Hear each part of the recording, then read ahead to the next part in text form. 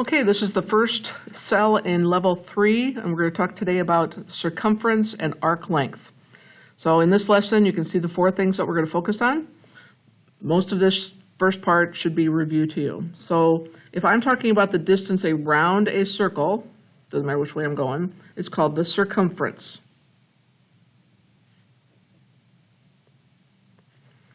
The circumference is the distance around. The ratio, which is like comparing the circumference and the diameter, is a relationship known as pi.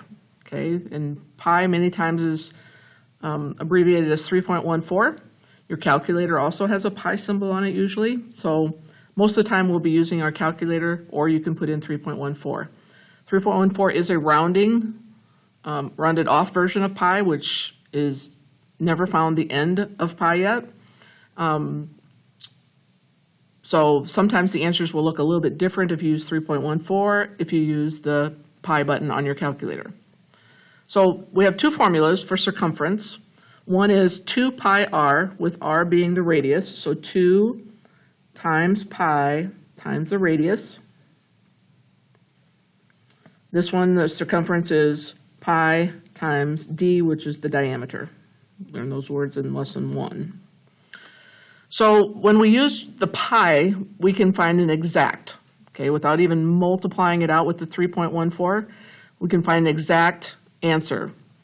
So let me show you what that looks like. So circumference, define that, and I have the radius, so I'm going to use 2 pi r, okay, because the radius is what I have here. So 5 is the radius, so I can go 2 times 5 times pi.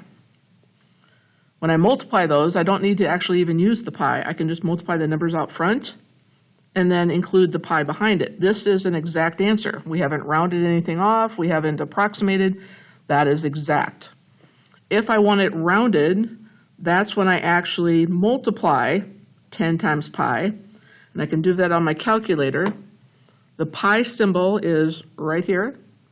Okay, so all I have to push in here would be 10 pi. If you don't put, you can put times pi if you want, but it'll give you the same thing.